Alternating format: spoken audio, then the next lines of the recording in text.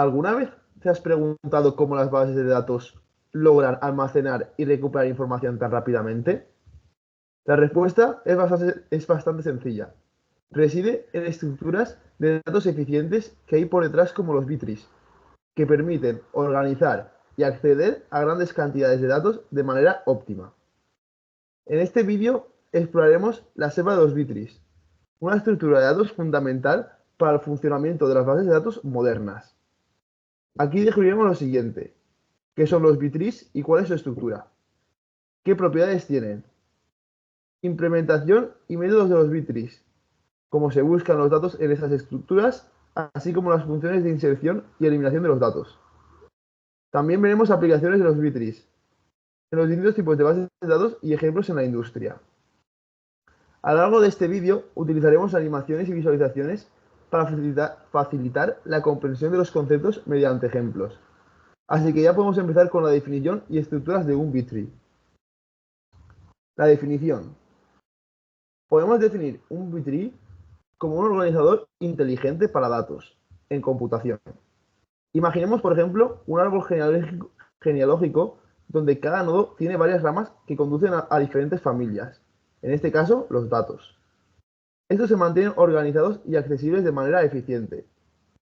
Además, los bitris satisfacen ciertas propiedades, pero para entenderlas correctamente nos vendrá bien conocer primeramente su estructura. Veamos la estructura del árbol. En primer lugar, los nodos. Cada nodo en un bittree contiene un conjunto de claves y punteros a sus nodos hijos, acabando en las hojas que ya no tienen esos punteros. Diferenciamos tres tipos de nodos. El nodo raíz, que es el nodo superior del árbol y puede contener como mínimo una clave. Si este árbol está vacío, el nodo raíz a la vez será una hoja. Seguidamente tenemos a los nodos intermedios. Estos nodos reciben punteros de los nodos superiores y además punterizan a los nodos inferiores. Finalmente, las hojas. Los nodos hojas son los nodos inferiores del árbol y no tienen hijos. Todos los nodos hojas se encuentran al mismo nivel y contienen las claves y los valores asociados. Pasemos a las claves de los nodos. Estas representan valores que se utilizan para ordenar y buscar datos dentro del árbol. Se utilizan para dirigir la búsqueda hacia la ubicación correcta de los datos que se están buscando. Además, determinan cómo se distribuyen estos datos. Las claves dentro de un nodo están ordenadas de manera ascendente. Estas claves además son únicas. Todo ello facilita la búsqueda binaria al determinar rápidamente en qué dirección realizar la búsqueda según la clave a buscar. El número de claves de un nodo, salvo para la raíz, está limitado por un rango LU, siendo los límites inferior y superior respectivamente. Estos límites serán explicados con las propiedades. Finalmente tenemos a los punteros. Un puntero es la referencia a la ubicación de otro nodo del árbol. Establecen las conexiones del mismo y permiten la navegación eficiente en la búsqueda, inserción o eliminación de datos. Cada nodo puede contener múltiples punteros que indican dónde buscar más datos de los subárboles y por tanto apuntan a los nodos hijos y a sus datos.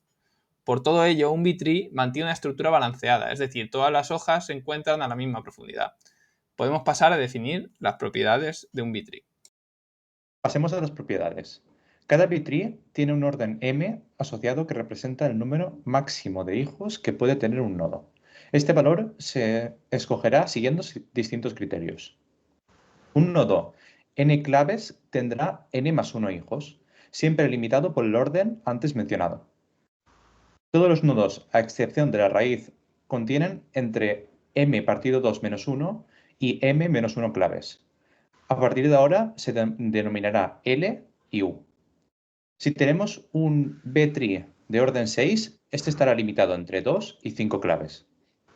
Estos límites dependen de varios factores: función del diseño e implementación del árbol, ya que se puede ajustar según la memoria, para optimizar el rendimiento, para equilibrar el árbol o en algunos casos muy adaptado al ámbito del problema.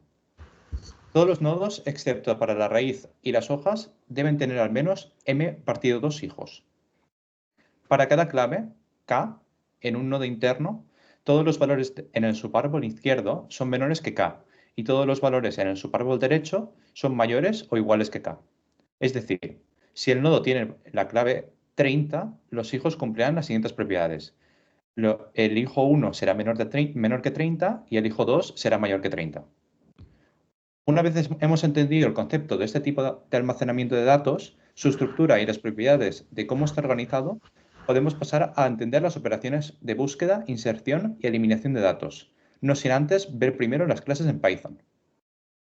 Implementación en Python.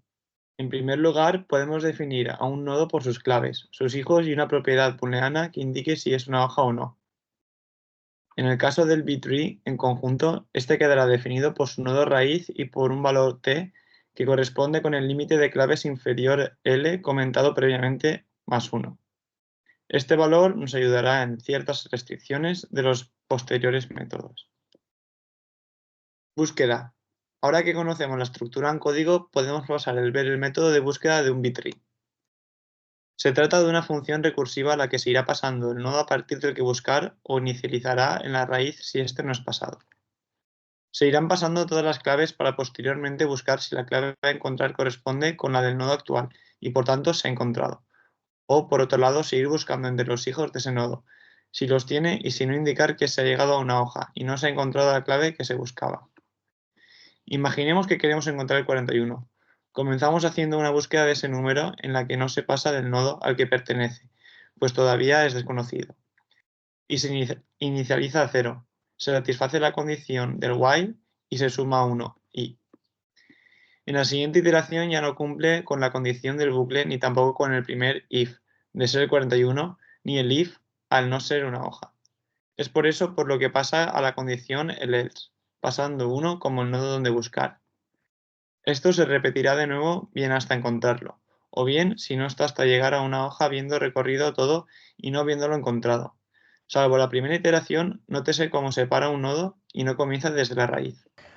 Ahora pasemos a la inserción.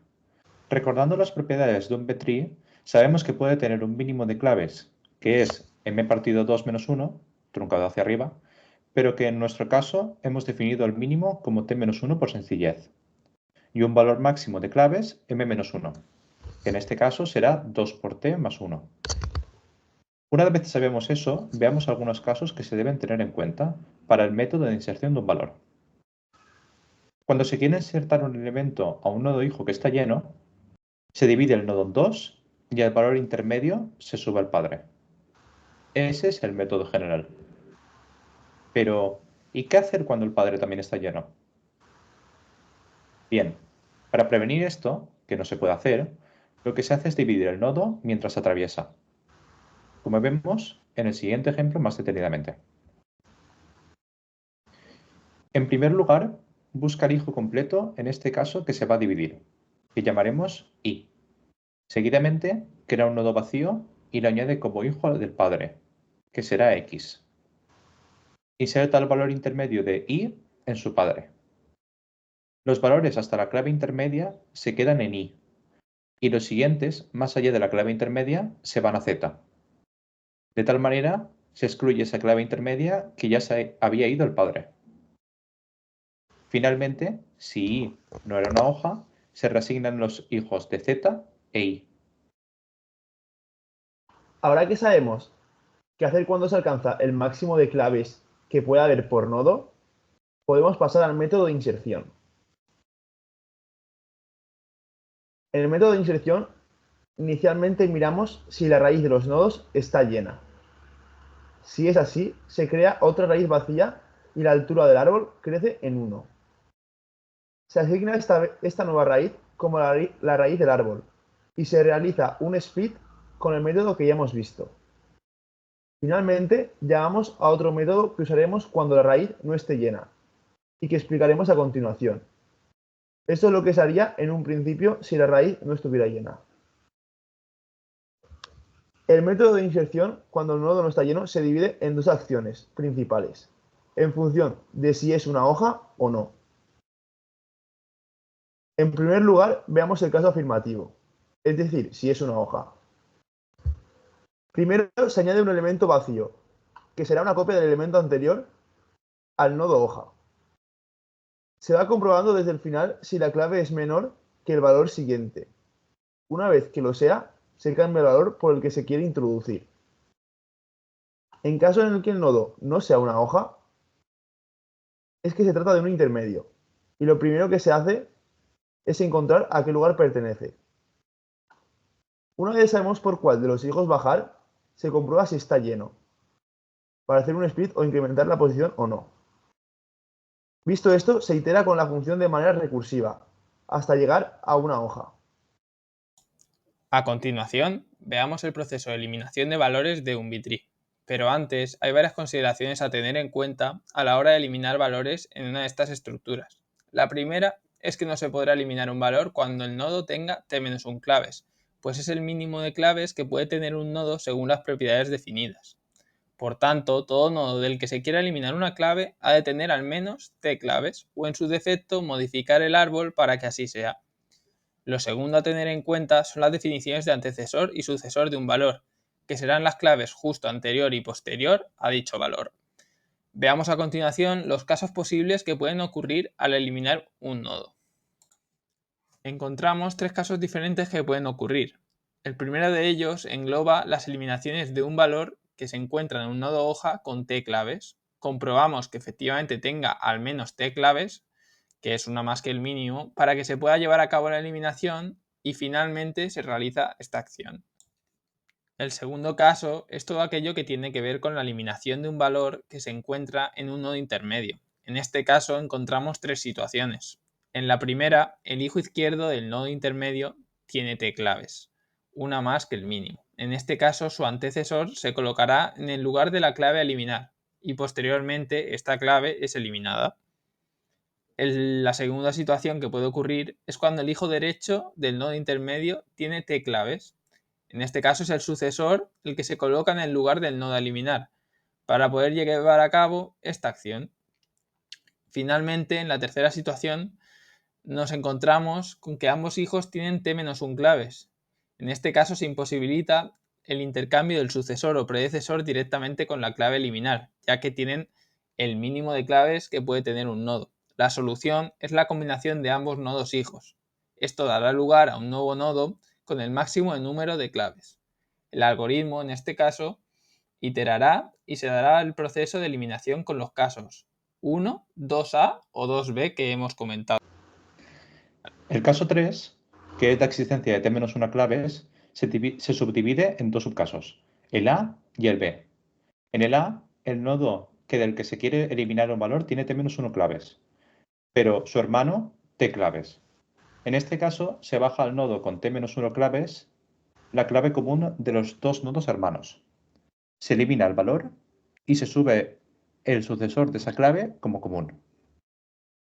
El subcaso B, que es cuando un nodo en el camino a eliminar tiene t-1 claves, en este caso su hermano se juntará añadiendo la raíz o la clave padre y se elimina el valor deseado. Casi todos los casos de eliminación se darán en las hojas por el propio balanceo constante del árbol y porque en los nodos hojas es donde se concentra el grueso de los valores. En cuanto al coste asindótico temporal de los tres métodos es el mismo, o grande logaritmo de n, para el caso promedio y para el caso peor, equivalente a los niveles del árbol, siendo n el número de nodos del B-tree.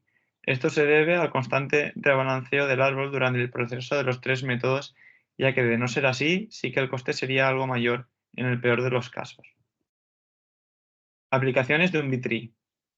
Estos sistemas de almacenamientos basados en B-tree pueden tener una amplia gama de aplicaciones en el mundo real debido a la eficiencia de su búsqueda, inserción y eliminación de datos, como hemos visto. Entre algunos ejemplos de almacenamiento de datos encontramos bases de datos. Algunos sistemas de gestión de bases de datos utilizan estas estructuras para indexar y organizar el disco. Sistemas de almacenamiento clave-valor, sistemas de ficheros o almacenamientos distribuido. Si miramos otros ejemplos de implementación real en la industria, gestión de inventario y logística, gestión de redes como tabla de enrutamiento, búsqueda en tiempo real o análisis del Big Data por la gran eficiencia que muestra respecto a toda la memoria que es capaz de almacenar. Hasta aquí hemos visto todo lo necesario para comprender los B-trees. Hemos visto su definición y estructura, las propiedades que tiene el árbol, los métodos de búsqueda, inserción y eliminación de datos y hemos indicado sus costes asindóticos. Finalmente, hemos echado un ojo a las aplicaciones que tiene esta estructura en la industria y las formas en las que un B-tree se utiliza como bases de datos.